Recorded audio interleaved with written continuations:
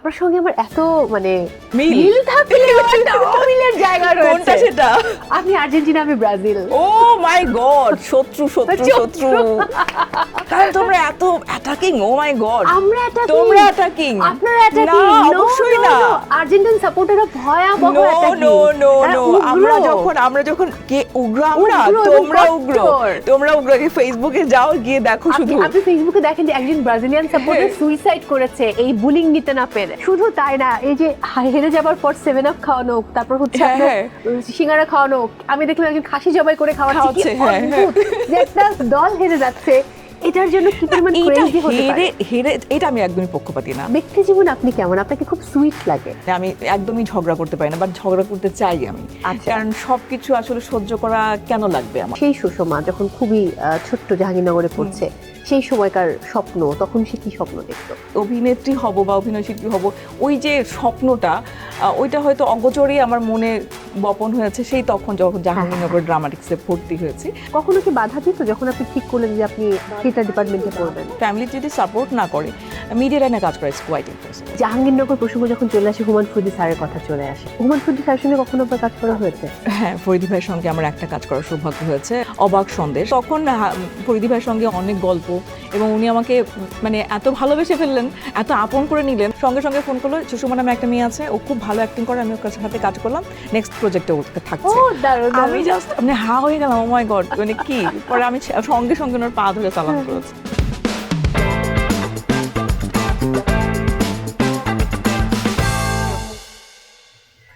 দর্শক সবাইকে ওয়েলকাম করছি ICCL presents TBS spotlight. Welcome to ICCL.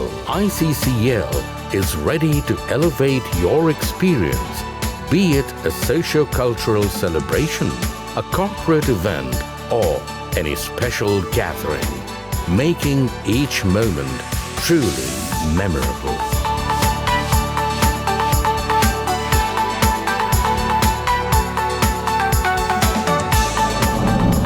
ICCL, elegant venue, delectable dining. সঙ্গে রয়েছে মৌ। আমার অনেক দিনের পছন্দ তাকে, কিন্তু কখনো আমার সুযোগ হয়নি তার ইন্টারভিউ নেবার। প্রথমবারের মতো তিনি আমার আয়োজনে এসেছেন, এবং তার সঙ্গে আজকে আমি ছুটি আড্ডা দেব।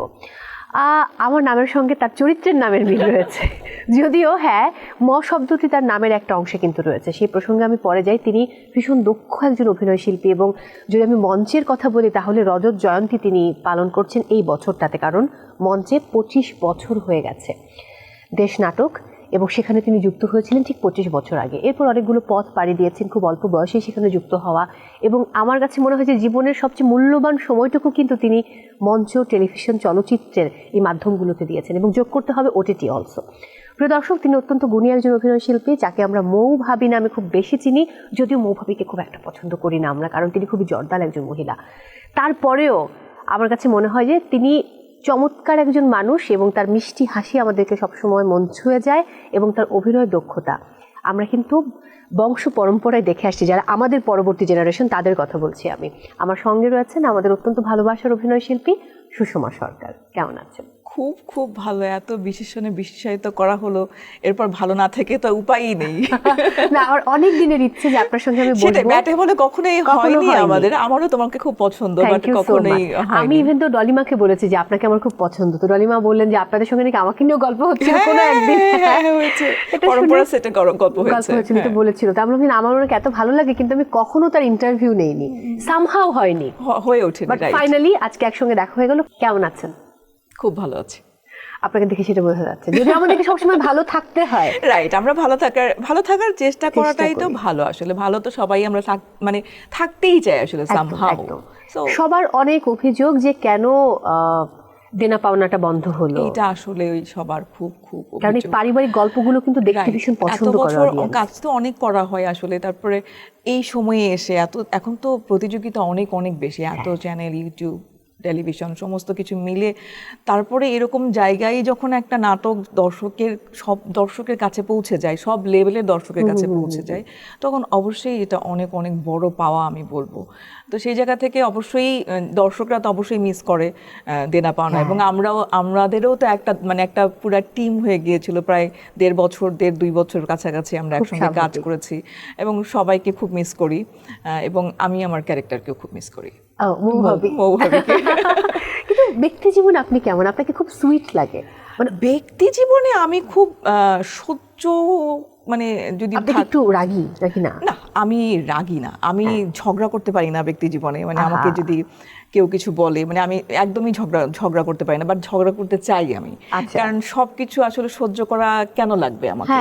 মানে আমাকে কেউ কিছু বললো, আমি সুন্দর, আচ্ছা আমার এটা আমার মগটা এখানে রাখা, বাট আমার মগটা এখানে রেখেছে, আমি কিন্তু বলতেই পারি এটা নিয়ে ঝগড়া হতে পারে, বা আরো অনেক নানা রকম কিছু নিয়ে ঝগড়া হতে পারে।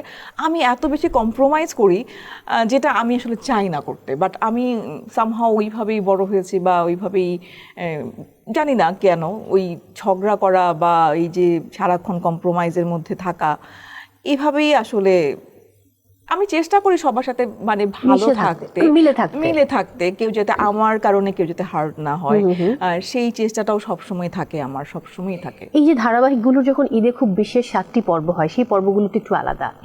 ওই টাইমে এই সেটের যে পরিবার, এই পরিবারের সঙ্গে ঈদ উদযাপন কেমন চলে? খুবই ভালো, খুবই ভালো। মানে ঈদের আগেই তো হয় ইয়েটা, আমরা ঈদের আগে আসলে ঈদ উদযাপনটা হয়ে যায়।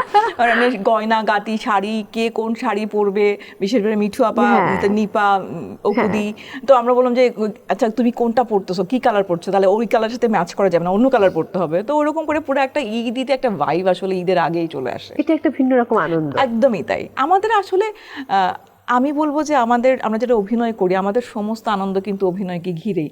আমাদের ঈদ বলি বা পূজা বলি বা যে কোনো প্রোগ্রাম বলি না কেন, তার থেকে বেশি আমাদের নাটকের জন্য, ক্যারেক্টারের জন্য যে ভালোবাসা, ক্যারেক্টারকে তৈরি করার জন্য যে এই জামা কাপড় কেনা, এই কেনা, সমস্ত কিন্তু এই অভিনয়কেই ঘিরে। আমরা কিন্তু আসলে একটা পুজোতে একটা ভালো জামা, কি জামা নিব না নিব, ওইটার থেকে টেনশন থাকে বেশি যে এই ক্যারেক্টারে এই দিনে ওই ক্যারেক্টারটা কি পরবে। আমাকে যখন অনেকে প্রশ্ন করে তুমি ঈদে কি কিনছো, মানে আমার যারা আত্মীয় স্বজন বা অন্য আমার কাছের মানুষেরা, আমাদের তো আলাদা করে কিছু কেনা হয় না, কারণ এত ঈদের সারা দিনই তো কেনা, সারাক্ষণ সারা বছর কিনতে হয়, বছর জুড়ে নতুন কাপড় পরতে আমরা টায়ার, যে নতুন কাপড় পরো, মেকআপ করো, সেজেগুজে বসে থাকো, আসলে এই লাইফটা ভালো লাগে না। সেটাই আসলে। একটু আমি চলে যাব অন্য গল্পে, পরম্পরা। এটা আরো একটা দারুণ কাজ, সো এই কাজটা প্রসঙ্গে যদি একটু জানতে চাই।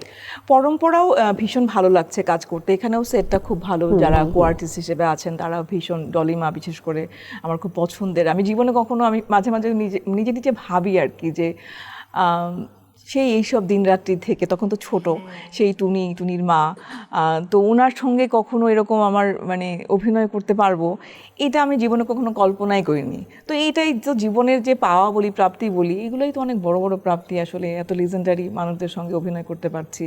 তারপরে শতাব্দীদা আছেন, তো সব কিছু মিলে, আর গল্পটা খুব সুন্দর, চরিত্রটা খুব সুন্দর, আর মৌ একটু নেগেটিভ পজিটিভ মিলানো ছিল, বেশিরভাগই দর্শক অবশ্য নেগেটিভই দেখেছে আমাকে, যে আমি কেন সারাক্ষণ ঝগড়া করি, সারাক্ষণ জামাইয়ের উপর এরকম খবরদারি করি, এগুলা নিয়ে একটু মৌ একটু নেগেটিভ ছিল। আর পরম্পরা একদমই অপোজিট, বিপাশা রশিদ, সে খুবই সুইট, মানে পরিবারের মেজ বউ, এবং পরিবারকে ঘিরে তার ডিফারেন্ট অরা আছে। হ্যাঁ, ডিফারেন্ট অরা আছে। সবকিছু মিলে আমি একটু এই ধরনের গেটআপও আমি আসলে খুব একটা নিয়েছি বলে আমার মনে পড়ে না, যদি অসংখ্য কাজ করেছি, বাট এই ক্যারেক্টারটার এই অরায়ান, এই গেটআপ সবকিছু মিলে এটা একটা ডিফারেন্ট একটা, এবং দর্শকের কাছেও খুবই, আমার খুব খুবই কাছের।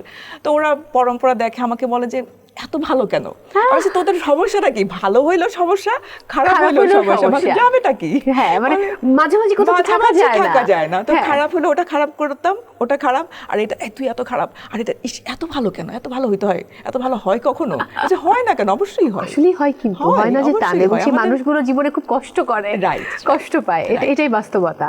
আমি যদি ওটিটির প্ল্যাটফর্মের গল্পে যাই, একদম কোভিডের ওই টাইম থেকে কিন্তু একটা অনেক চমৎকার রিভলিউশন হলো, এবং আমরা তখন দেখলাম যে ওটিটির কাজগুলো, এবং তখন আমরা ওটিটির দিকে খুবই মনোনিবেশ করলাম, বসে বসে ফ্রি বা ব্যস্ত টাইম যখন ছিল না, তখন কিন্তু আমরা এই কাজগুলো দেখলাম। এবং তারপর আমাদের দেশে চরকি বলি, বঙ্গ বলি, হইচই বলি বা আইসক্রিম খুব ভালো ভালো কাজ করছে, দীপ্ত প্লে।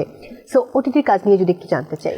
ওটিটিতে এখন কথা হচ্ছে না আপাতত আমার আসলে টেলিভিশন সিরিয়াল নিয়েই বেশি কথা হচ্ছে, যেটা হয় আসলে যে কোনো একটা চরিত্র যেরকম মানে পপুলারিটি পেলে ওই রকম ক্যারেক্টারই, যেমন দেনা পানার পরে অসংখ্য এই একই রকম পারিবারিক গল্প, একই রকম ওই বউ এসছে, তো সেই জায়গা থেকে এখন আমার সিরিয়াল মানে টেলিভিশন সিরিজের প্রতি বেশি আসছে আর কি অফার, যেটা বলি। আর ওটিটি তো ভালো ভালো কাজ করা হয়েছে আমার, যেটা 24 না 25-এ হয়েছে, 25-এ গুলমোহর, ওটা আমার খুব ভীষণ পছন্দের একটা কাজ, এবং শাওকিদের সাথে কাজ করার experience was very very good, মানে সুপার বলবো আমি। আসলে একটা আর্টিস্টের আসলে প্রত্যেকটা আর্টিস্টের আসলে ওরকম সেটে কাজ করা উচিত, আসলে কাজের ধরনটা আসলে এরকমই হওয়া উচিত। কমফোর্ট জোন যেটা মানে অ্যাক্টরের যে কমফোর্ট জোন এবং অ্যাক্টর হয়ে ওঠার যে বিষয়টা, সেটা আমি ওই সেটে গিয়ে এত সুন্দরভাবে পেয়েছি, এবং নিজেকে শুধু মনে হচ্ছে আর কিছু নিয়ে টেনশন করতে হচ্ছে না, শুধু আমি আমার ক্যারেক্টারটা নিয়ে টেনশন করছি। এবং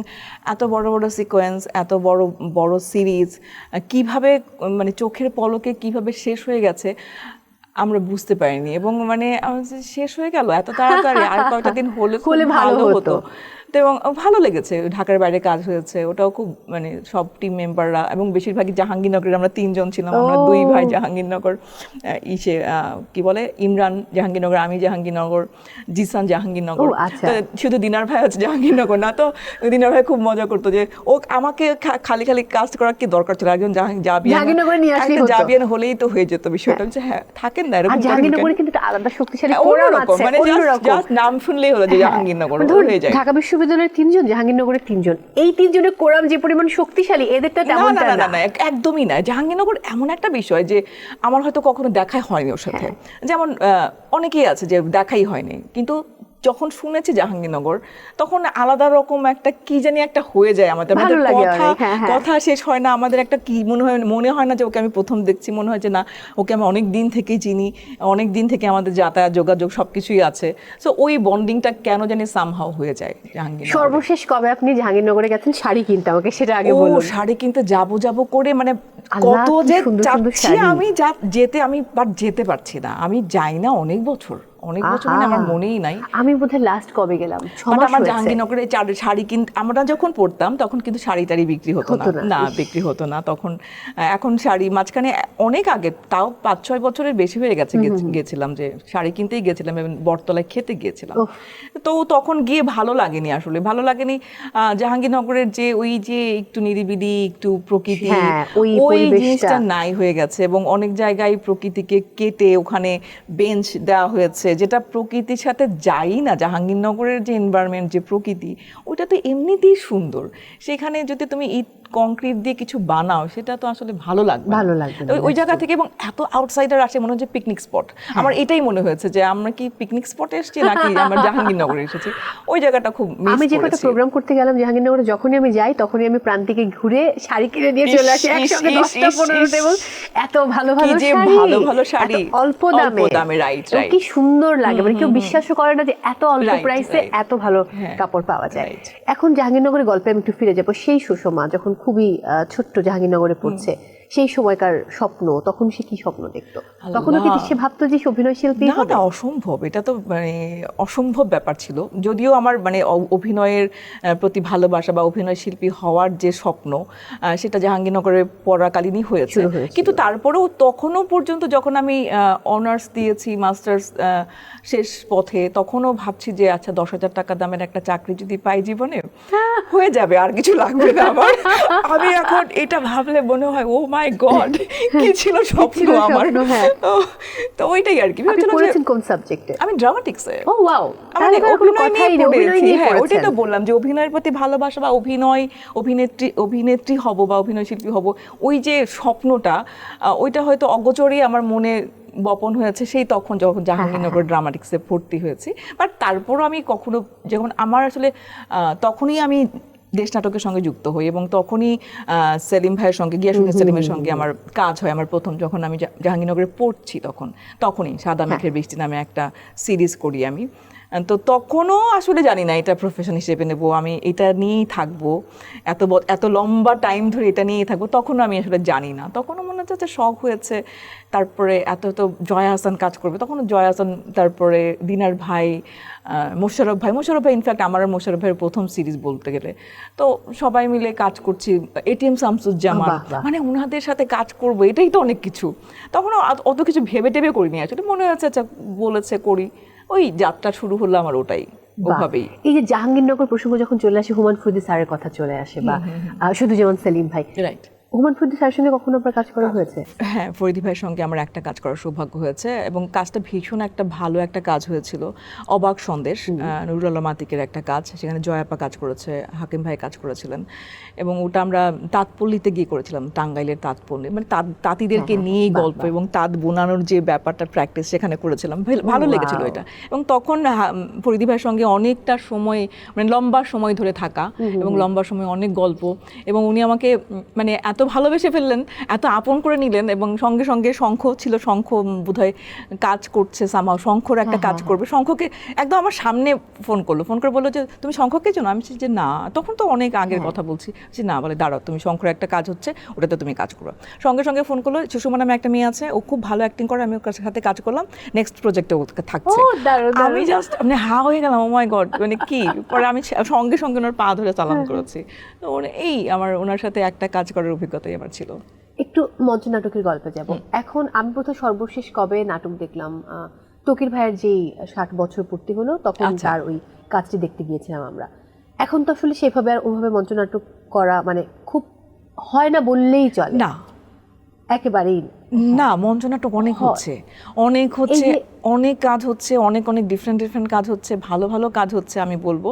হ্যাঁ, একটা সময় যেটা ছিল আমরা হয়তো দেখতে যেতে পারছি না এখন। আগে যেটা ছিল যে মহিলা সমিতি কেন্দ্রিক যে নাটকগুলো হতো, এবং এক একটা নাটকের দলের সঙ্গে পথনাটকও অনেক হতো। হ্যাঁ, পথনাটক কমে গেছে, এটা সত্যি কথা, পথনাটক একদম নাই হয়ে গেছে বলতে গেলে। বাট যেটা ছিল যে প্রতিযোগিতা ছিল, মানে একদম ভালো প্রতিযোগিতা, যে ওরা আরজ করেছে, এরা নৃত্যপুরাণ করছে, ওরা এটা করছে, মানে উৎসব, এবং প্রত্যেকটা নাটক একটা নাটকের থেকে আরেকটা নাটক অসম্ভব রকম ভালো। এবং আমরা কিন্তু সবাই নাটক দেখতে যেতাম, এবং এক দলের হয়ে অন্য দলের নাটক আমরা রেগুলার আমি প্রাচ্যনাটে, আমরা দেখা যাচ্ছে যে অন্যদের কাজ দেখতে আমরা যেতাম, ওটাই আমাদের একটা আনন্দ ছিল। যেটা কিন্তু এখন যেটা আছে, আমাদের যেহেতু সবারই ব্যস্ততা বেড়েছে, সেই কারণে হয়তো বা আমরা নাটক দেখতে যাচ্ছি না, বা যা হয়ে উঠছে না।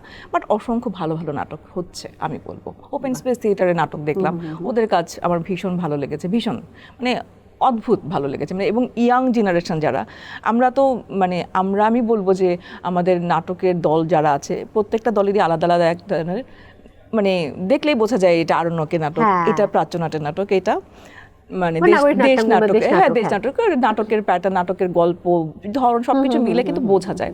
তো ওপেন স্পেস থিয়েটার যেটা করেছে, আমার কাছে মনে হচ্ছে যে ইয়াং ক্রাউডকে ধরেছে, এবং ইয়াং ক্রাউড মানে ইংলিশ মিডিয়ামে পড়ে ওই ক্রাউডটাকে ধরেছে, কারণ ওই ক্রাউডটা কিন্তু আমাদের নাটক দেখতে যায় না, মানে নৃত্যপুরাণ আসলে বুঝবে না, কানেক্ট করতে পারবে না, কারণ ওর মহাভারত পড়া না থাকলেও তো আসলে নৃত্যপুরাণ দেখে বুঝবে না। কিন্তু ওরা যেটা করেছে, ওরা বিদেশি নাটকের অবলম্বনে বেশিরভাগ করে, এবং খুবই মানে রেগুলার ক্যাজুয়াল অ্যাক্টিং, মানে মনে হয় যে আমি জাস্ট ফ্রেন্ডসের লাইভ ভার্সন দেখছি। তো ওরকম আর কি, যার কারণে ওই ইয়াং ক্রাউডটাকে ওরা খুব সুন্দর করে করেছে। তো বিভিন্ন রকম কাজই আসলে হচ্ছে আমি বলবো। দারুণ। এবার একটু আমি ছোটবেলার গল্প শুনতে চাই। আপনার ক ভাই বোন? আমরা 2 বোন 1 ভাই। আপনি কি বড়? আমি বড়। ও বাহ, দারুণ। বাকিরা কি করে?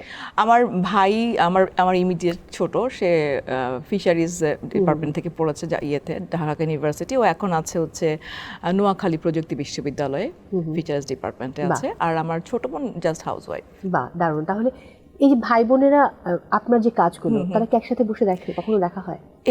এইটা একটা খুব ইম্পর্টেন্ট প্রশ্ন। এই জন্য বলবো, এত বছর যাবত দেখতে বললেও, আচ্ছা আমার ভাই যেমন আমার অনেক কাজের অনেক ভক্ত আমি বলবো, এবং ওর কারণেই আমার আসলে ড্রামাটিক্সে পড়া, এবং ও একটু মানে একটু কবিতা, একটু নাটক, সিনেমা, এগুলো একটু কালচারালি, হ্যাঁ ও দেখার ট্রাই করে। যেহেতু নোয়াখালী থাকে সেহেতু দেখা হয় না, বাট টেলিভিশনে নাটক দেখতে বললেও দেখে না। সিনেমা করেছে অসংখ্য, কখনোই দেখেনি, শুধুমাত্র এই দেনা পাওনা, এই দেনা পাওনার পর থেকে তারা এখন রেগুলার আমার সব নাটক দেখে। মানে সত্যি কথা, আমি এত বছরে আমি ওদেরকে আমার নাটক দেখতে বললে হ্যাঁ দেখবো বলে, আর দেখেছিলি হ্যাঁ ভুলে গেছি, কিন্তু দেনা পাওনা কিন্তু আমি দেখতে বলিনি, দেনা পাওনা কিন্তু ওরা এমনি দেখেছে, এবং এখন দেনা পাওনা দেখে, তারপরে দেনা পাওনার পরে আমি আরেকটা পারিবারিক নির্বাচন নামে একটা কাজ করলাম যেটা সিনেমা আলোতে গিয়েছে, ওটা দেখেছে, এখন পরম্পরা দেখে, রেগুলার দেখে, এবং কি কি কাজ হয় আমার সব দেখে। বাহ বাহ বাহ, এটা কিন্তু ভালো হচ্ছে, দেনা এটা পাওনা ভালো দেখতে হয়েছে, পাওয়া হয়েছে এবং আমার অন্তত। বোনরাও দেখে, আমার মাও দেখে, আমার মাও কখনো আগে দেখতো না। ও এখন এখন এখন দেখে। ওই কি ঘরে থাকলে কেউ আসলে দাম দেয় না, অনেকে। একদমই দাম দেয় না, মানে হ্যাঁ। দেখেই না। অথচ মানুষ খুব ইচ্ছে করে যে আমার ছেলে মেয়েকে একটু টেলিভিশনে দেখা হ্যাঁ, যাবে, হ্যাঁ। এবং আমি এখনকার মায়েদেরকে দেখি, আমি কয়েকদিন আগে আপু একটা বিজ্ঞাপন করতে গেলাম, সেখানে দেখলাম যে অনেক বাচ্চারা মনিমিক্সের একটা বিজ্ঞাপন, তো বাচ্চাদেরকে দেখার জন্য ওদের মায়েরা বাবারা, একটা বাচ্চার সঙ্গে আবার মা এসছে, বাবা এসছে, তার ফুপি এসছে, তার চাচু এসছে, মানে কি পরিমাণ আগ্রহ তাদের, আপনি চিন্তা করেন যে একটু তার বাচ্চাকে দেখা যাবে Right, right, screen-এ। হ্যাঁ। আর আমাদের বাবা না মায়েদের- না না না, ও তো কোনো মাথা না, না, ব্যথাই না, নাই, না। লিটারালি কোনো মাথা ব্যথা হ্যাঁ, নাই, লিটারালি কোনো মাথা ব্যথা নেই, এবং কিছু যায় আসে কিছু না। যায় আসে না কি করলো না করলো। কখনো কি বাধা দিত যখন আপনি ঠিক করলেন যে আপনি হ্যাঁ, বাধা theatre মানে কি, department-এ বাধা পড়বেন? ওইভাবে দেয়নি, কিন্তু জাহাঙ্গীরনগরে যখন আমি ড্রামাটিক্সে ভর্তি হয়েছি তখন আমার মা একটু বলেছে যে এই সাবজেক্টে পড়ে কি করব আমি, তো সেই জায়গা থেকে একটু ইয়ে ছিল। আর বিয়ে সংক্রান্ত একটু জটিলতা ও ছিল। বাবা, হ্যাঁ, এটা তো থাকবেই। বিয়ে সংক্রান্ত যেটা হতো যে যখন আমি জাহাঙ্গীরনগরে পড়ছি তখন থেকে আমার প্রপোজাল আসা শুরু করেছে, বিয়ে দিয়ে দিবে, ডাক্তার ইঞ্জিনিয়ার এইসব দেখা টাকা, তাদের সবই ভালো লাগে, মেয়ে ভালো, সব ভালো, ঠিক আছে, ড্রামাটিক্সে কেন পড়ে। উফ, মানে এইটা যখন আমি শুনতাম না তখন আমার রাগে আমার যে আমার আমি কিসে পড়ছি সেটাকে রেসপেক্ট করে না, সেখানে আর বিয়ে করার তো প্রশ্নই আসে না।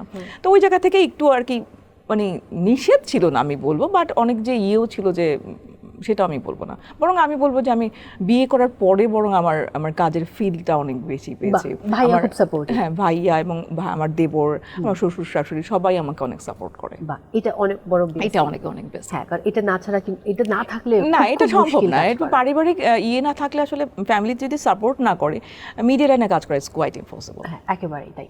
আপনার হাতের স্পেশাল রান্না? আমার হাতের অনেক কিছুই স্পেশাল, যেরকম খিচুড়ি এবং খাসির মাংস, এটা খুবই খুবই আমার মায়ের হাতে পছন্দ। খাসির মাংস খুব আমার খাসির মাংস এতই পছন্দ করে অনেকে, যেমন মানে পাঠিয়ে দেয় যে প্লিজ রান্না করে পাঠায়, রেসিপিটা কি, রেসিপিটা যে নাথিং স্পেশাল, হ্যাঁ, এমনি জাস্ট নর্মাল, বাট সামহাও ওটা ভালো হয়, সবাই খুব পছন্দ করে, আর দারুণ। সবজিটাও খুব পছন্দ করে। আপনি রান্না করার সময় পান? ইদানিং খুব একটা পাচ্ছি না, বাট আমার রান্না করতে ভালোই লাগে, বাট এখন যেটা হয় সব কিছুই তো চর্চা, চর্চা না থাকলে কোনো কিছুই হয় না, সেটা আমি এটা হাড়ে হাড়ে টের পাচ্ছি। রান্না করতে গিয়ে রান্না ভালো হচ্ছে না, আমার মেয়ে তো ইন্ডিয়াতে পড়তো, তো ও যখন যেদিন আসবে সেদিন আমাকে বললো যে মা তোমার হাতে বিরিয়ানি রান্না করো, আমি খাবো। তো আমি পরে বললাম মা আমি তো রান্নাবান্না অনেকদিন করি না, আমার রান্না কিন্তু খুব একটা ভালো হবে না। বলে কি, না ভালো হোক না হোক আমি তোমার হাতে রান্নাটা খেতে চাই। এবং সত্যি সত্যি এত বাজে হয়েছে রান্না, ঈশ্বর, এবং বল কি মা তুমি সত্যি সত্যি আমি বুঝি নাই যে তুমি এত খারাপ রান্না করো। এখন এখন এমন অবস্থা যে এখন সে আমার রান্না পছন্দ করে না, এটা শুনে মানে আমার খারাপ হয়ে গেছে। সত্যি আমার রান্না পছন্দ করে না, মানে আমার রান্না না করতে করতে এত বাজে অবস্থা যে রান্না পছন্দ করে না। এখন মেয়ে কি করছে? ও কি মানে ও চায় এখন মায়ের একটা মতো অনলাইন, অভিনয় করতে? না ও হ্যাঁ ওর অভিনেত্রী হওয়ারই ইচ্ছা, তো বাহ, দারুণ, সেটাই দারুণ, তার স্বপ্ন, এখন জানি না, তবে সে এখন হলিউড চিন্তা করে, তার মাথায় হলিউডে সে বাহ। অভিনেত্রী হবে। আচ্ছা ভালো, স্বপ্ন অবশ্যই অনেক বড় দেখা স্বপ্ন উচিত, বড় দেখাটা উচিত, তাহলে কিন্তু স্বপ্ন কিছু পূরণ হয়। কাছাকাছি কাছাকাছি যাওয়া যায় স্বপ্নের। হ্যাঁ আমি That's মনে true. করি এটা, আমি মনে করি যে কেউ যদি সত্যিকার অর্থে কিছু চায়, মন থেকে চায়, সেটা কিন্তু সে পায়, কিন্তু সেই মনে চাওয়ার মধ্যে কোনো খাত থাকা যাবে না, থাকা যাবে না। খাত থাকলে সে পাবে না ওটা। আপনার সঙ্গে আমার এত মানে মিল। মিল থাকলেও একটা অমিলের জায়গা রয়েছে। কোনটা সেটা? আপনি আর্জেন্টিনা, আমি ব্রাজিল। ও মাই গড, শত্রু শত্রু শত্রু দর্শক, আমি কিন্তু শত্রু শব্দটা আগে বলিনি, সে আগে বলেছে। শত্রু শত্রু, কারণ তোমরা এত অ্যাটাকিং, ও মাই গড, আমরা attacking। তোমরা অ্যাটাকিং, আপনারা attacking। না No, অবশ্যই no, না, no। আর্জেন্টিন সাপোর্টাররা ভয়াবহ নো attacking। নো নো তারা নো, উগ্র। আমরা যখন কে উগ্র, আমরা উগ্র এবং তোমরা উগ্র, কট্টর। তোমরা উগ্র, ফেসবুকে যাও গিয়ে দেখো শুধু। আপনি ফেসবুকে দেখেন যে একজন ব্রাজিলিয়ান সাপোর্টার সুইসাইড করেছে এই বুলিং নিতে না পেরে। ও my god, O my god, শুধু তাই না, এই যে হেরে যাবার পর 7 আপ খাওয়ানো, তারপর হচ্ছে হ্যাঁ, আপনার হ্যাঁ। সিঙ্গারা খাওয়ানো, আমি দেখলাম একজন খাসি জবাই করে খাওয়াচ্ছে, কি খাওয়াচ্ছে, হ্যাঁ, হ্যাঁ। অদ্ভুত যে একটা দল হেরে যাচ্ছে, এটার জন্য কি পরিমাণ এইটা ক্রেজি হতে পারে। হেরে এটা আমি একদমই পক্ষপাতী না, আমি বলবো যে অবশ্যই সমবেদনা থাকবে, আমার কিন্তু কষ্ট হয়, বিশেষ করে যে দলই হারুক না না, কেন, এটা আমার আমার same, আমি same। জানি না কেন হয়, আমার এটা আমার খুব কষ্ট হয় যে যদি আমার মানে আর্জেন্টিনাও থাকে সেখানে, সেটার অন্য অপোজিট দল যখন হেরে যায় তখন আমার খুব কষ্ট লাগে, মিশরের জন্য কতটা কষ্ট হয়েছিল। কষ্ট লেগেছে না না কিন্তু কষ্ট লেগেছে, বাট মানে অনেক আমরা নিজেরাই এত কষ্ট পেয়েছি প্রথম হয়ে যাচ্ছিল। 70 মিনিটে এত কষ্ট পেয়েছে যে মনে হচ্ছিল যে মানে খেলা আসলে এমন একটা জিনিস যে মুহূর্তের মধ্যে তোমার সব চেঞ্জ হয়ে যায়। মানে জাস্ট মানে ম্যাজিকের মতো, মানে মাইন্ডটা এরকম এখানে তলায় চলে গেছি, মানে যে তলায় আজকে তো শেষ। মানে শেষ আজকে হ্যাঁ, আমার হ্যাঁ, খেলা টেলা দেখা হবে না, মানে এত বললাম এমন ব্রাজিলের কি support হবে, এই রাখবে। সেই মানে নিতেই পারছিলাম না সোজা কথা। আমার মেয়ে তো দেখলোই না খেলা, ওই রুমে বসে মেডিটেশন করা শুরু করে দিয়েছে এবং মেডিটেশন করার সঙ্গে সঙ্গে গোল দিয়েছে, বলে মা গোল দিয়েছে, আমি বলছি, হ্যাঁ, বলে তাহলে কাজে লেগেছে, আবার বসছি, মানে এই লেভেলের চলে গেছে। Oh God! উফ, এটা যাই তো হোক। ফানি ছিল। কি মনে হচ্ছে এবারে বিশ্বকাপ কারা জিতবে? ফ্রান্সের একটা সম্ভাবনা খুব বেশি মনে হচ্ছে খেলা দেখে। আর আমি তো চাইবই যে আমার দল জিতুক, Definitely. অ্যাটলিস্ট না জিতুক, অ্যাটলিস্ট ফাইনাল পর্যন্ত যাক। তবে জেতার সম্ভাবনাও অনেক, কারণ লাস্ট বিশ্বকাপ জিতলো এবং আর্জেন্টিনার টিমটা খুব লাকি। আসলে ওদেরটা না বোঝা যায় না, যেরকম ভাবে মিশরের সাথে যেটা হলো সেটা মানে মনে হচ্ছিল প্রথম দিকে মনে হয়েছে যে একদম। ওরা জিতবে, তারপর যখন এই অবস্থা দেখলাম 2টা গোল খেয়ে গেল, তখন তো মনে হলো যে না, তাহলে আর হ্যাঁ, হবে না। কিছু এবং হবে না। জাস্ট লাস্ট মাত্র 15 মিনিটের মধ্যে কি সব একদম করে 79 ফেললো, মিনিটে গোল দিয়ে ফেললো, কি তারপর করে আবার ফেললো? মানে জাস্ট না, ওয়াও। ওইটাই আমি বলি, বিশ্বকাপ মানে ফুটবলে আসলে সব সম্ভব। একেবারেই তাই। যাই হোক, আপনার দল জিতুক সেই অবশ্যই, শুভকামনা থ্যাংক রইল। You, thank you. অনেক ভালো থাকুন। Thank you so much for coming. আমাদের দর্শকদের উদ্দেশ্যে কিছু বলুন। দর্শকদের উদ্দেশ্যে বলতে চাই যে আমরা আসলে কাজ করি আপনাদের জন্যে, আপনাদের ভালোবাসার জন্যে। আমাদের কাজ দেখবেন এবং আপনাদের ফিডব্যাক এখন তো খুব সুন্দর করে জানা যায় ফেসবুক এবং মানে অনলাইনে খুব সুন্দর জানা যায়, সেটা খুব ভালো লাগে।